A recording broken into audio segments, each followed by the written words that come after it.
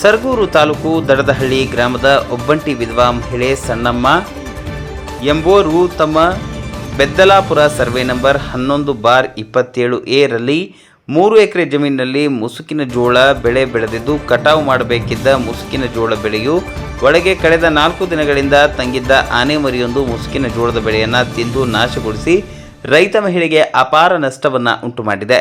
ಇದನ್ನು ತಿಳಿದು ಗ್ರಾಮಸ್ಥರು ಅರಣ್ಯ ಇಲಾಖೆ ಗಮನಕ್ಕೆ ತಂದಾಗ DRFO Ravikumar, DRFO Narayan, CF Parameshwar, RF Gaviraj, ಅರವಳಿಕೆ ನೀಡಿದ ಡಾಕ್ಟರ್ ವಾಸಿಂ ಮಿರ್ಜಾ ತಂಡದವರು ಸೇರಿ 3 ಸಾಕಾನೆಗಳೊಂದಿಗೆ ಭೇಟಿ ನೀಡಿ ಮರಿಯಾನೆ ಹಿಡಿಯುವ ಕಾರ್ಯಾಚರಣೆಯನ್ನು ನಡೆಸಲಾಯಿತು.